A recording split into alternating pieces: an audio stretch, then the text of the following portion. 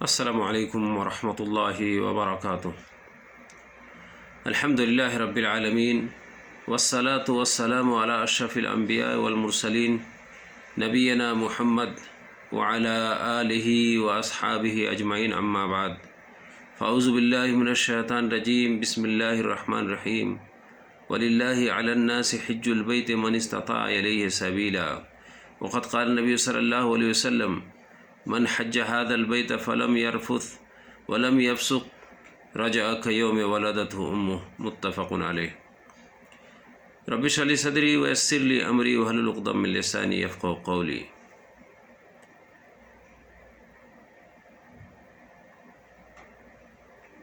میرے پیارے ساتھیوں، آج کے اس شبھ اوسر میں میں احرام اور حج کے پرکار کے بارے میں سنکشپت میں کچھ باتیں میں کروں گا۔ میں آشا کرتا ہوں کہ آپ لوگ دھیان پوروک سنیں گے۔ حج ہر مسلمان عاقل بالغ صاحب استطاعت پر زندگی میں ایک بار فرض ہے، اور یہ سن 9 ہجری میں فرض ہوا۔ حج کے لیے میقات سے احرام باندھنا ضروری ہوتا ہے۔ احرام سے مراد حج عمرے کی عبادت میں داخل ہونے کی نیت کرنا ہے۔ جو آدمی بھی حج عمرے کی نیت کرے اس پر احرام باندھنا واجب ہوتا ہے۔ حاجی یا عمرہ کرنے والا شخص اگر مکہ مکرمہ سے باہر سے آ رہا ہو تو اللہ کے رسول صلی اللہ علیہ وسلم نے 5 میقات مقرر فرمائے ہیں۔ سب سے پہلا ذوالحلیفہ، جو مدینہ منورہ کے قریب ایک بستی کا نام ہے، جسے آج کل ابیار علی کہا جاتا ہے۔ یہ اہل مدینہ اور اس جانب سے جو لوگ بھی آنے والے ہیں اس سب کا میقات ہے۔ دوسرا الجحفہ، یہ رابغ کے قریب ایک بستی کا نام ہے اور لوگ رابغ سے ہی احرام باندھ لیتے ہیں۔ یہ شام والوں کا میقات ہے۔ قرن المنازل، جسے آج کل السیل الکبیر کہا جاتا ہے، یہ طائف کے قریب ہے اور یہ اہل نجد کا میقات ہے۔ ریاض، قصیم، دمام اور ادھر کے جتنے بھی لوگ اس سے گزرتے ہیں وہ وہاں جا کر کے احرام باندھتے ہیں۔ اور چوتھا یلملم ہے۔ یہ مکہ مکرمہ سے تقریباً 70 کلومیٹر کی دوری پر ہے، اور یہ اہل یمن کا میقات ہے۔ پانچواں ذات عرق ہے، یہ عراق والوں کا میقات ہے۔ اللہ کے رسول صلی اللہ علیہ وسلم یہ 5 میقات مقرر فرمائے ہیں۔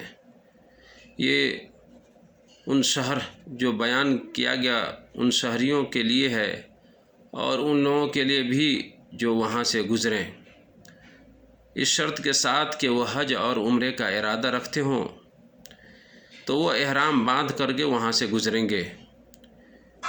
مکہ مکرمہ میں جو لوگ رہتے ہیں یا جو حدود حرم سے باہر میقات کے اور میقات کے اندر رہتے ہیں، وہ لوگ اپنی رہائش سے ہی حج کے لیے احرام باندھیں گے۔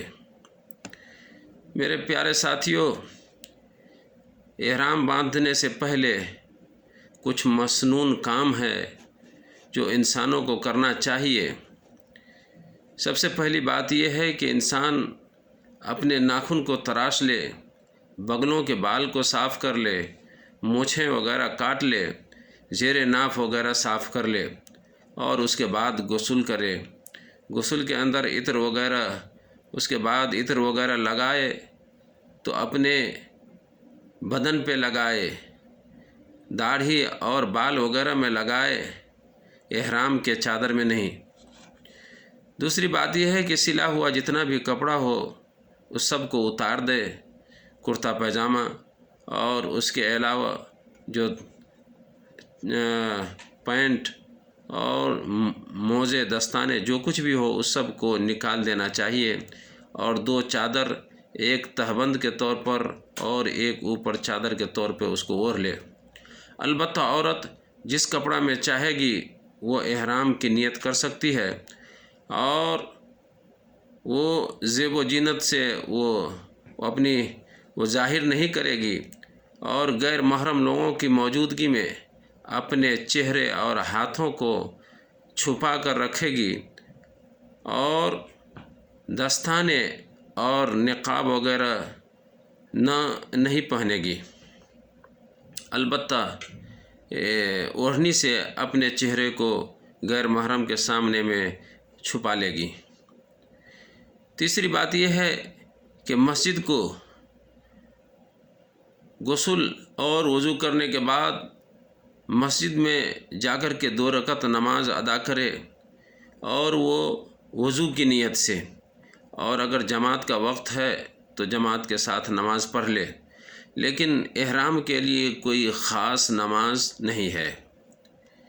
میرے پیارے ساتھیوں، حج کے 3 پرکار ہیں، 3 قسمیں ہیں۔ سب سے پہلے یہ کہ حج تمتع، اس کا طریقہ یہ ہے کہ انسان سب سے پہلے عمرے کا احرام باندھے گا۔ جب وہ میقات پر پہنچے گا تو وہ عمرے کا احرام باندھے گا۔ اس کے بعد 8ویں تاریخ کو اپنی جگہ سے حج کا نیت کرے گا۔ وہ میقات پہ لبیک عمرہ متمتعا بہا الی الحج۔ البتہ میقات سے احرام باندھتے وقت اسی طریقے سے نیت کرے گا کہ لبیک عمرہ متمتعا بہا الی الحج، کہ میں عمرے کے لیے لبیک کہتا ہوں، اس کے بعد حج کا ارادہ رکھتا ہوں، اس کے بعد حج کروں گا۔ اور یہ تمتع سب سے افضل حج ہے ان لوگوں کے لیے جو حج کے لیے کافی وقت پہلے مکہ پہنچ جائے، پھر اپنی رہائش گاہ سے دوسری دفعہ 8 تاریخ کو لبیک حجن، یعنی حج کی نیت کے ساتھ لبیک کہے گا۔ اس طرح حج میں ایک ہدی، قربانی کا جانور بطور ہدی 10 تاریخ کو قربانی کرنا پڑتا ہے۔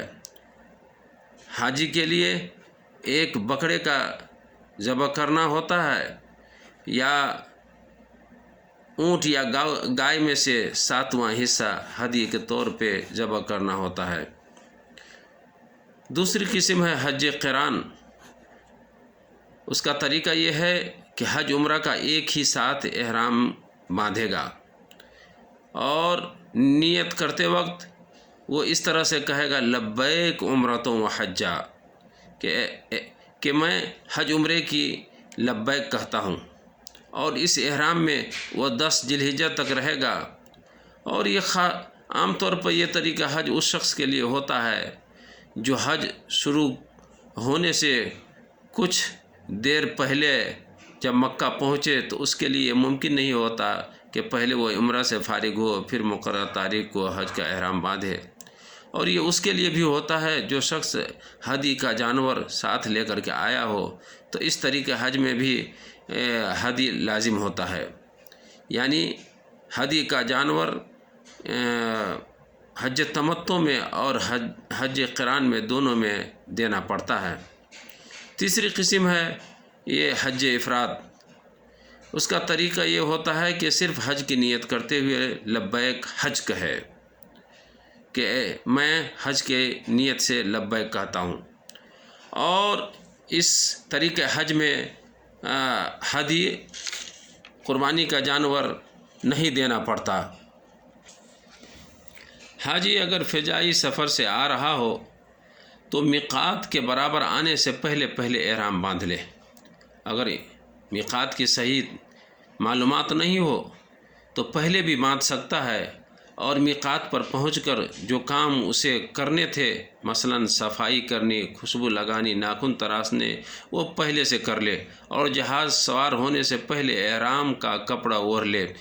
ہوائی جہاز میں جا کر یا ہوائی جہاز میں جا کر کپڑا اوڑھ لے، اور میقات پہنچنے پر یا میقات کے برابر پہنچنے پر کیا نام ہے احرام کی وہ نیت کر لے۔ مختصراً یہ کہ احرام میں پرویش کرنے کے لیے حج تمتع کے لیے انسان سب سے پہلے عمرہ کی نیت کرے گا، پھر عمرہ سے حلال ہونے کے بعد 8 تاریخ کو وہ حج کی نیت کرے گا۔ تو وہ اس طریقے سے نیت کرے گا کہ لبیک عمرہ متمتعا بہا الی الحج۔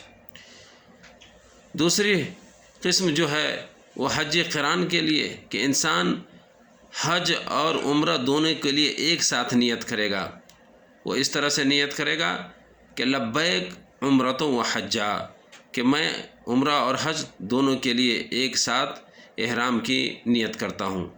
اور تیسری قسم حج افراد کے لیے وہ صرف لبیک حجن کہے گا کہ میں صرف حج کے لیے لبیک کہتا ہوں۔ احرام میں داخل ہونے کے بعد طواف شروع کرنے سے پہلے تک زیادہ سے زیادہ تلبیہ پڑھنی چاہیے، اور تلبیہ کے الفاظ یہ ہیں کہ لبیک اللہم لبیک لبیک لا شریک لک لبیک ان الحمد والنعمت لک والملک لا شریک لک۔ وہ زیادہ سے زیادہ اس تلبیہ کو پڑھنا مسنون ہے۔ وصلی اللہ علی نبینا محمد وعلی آلہ واصحابہ اجمعین۔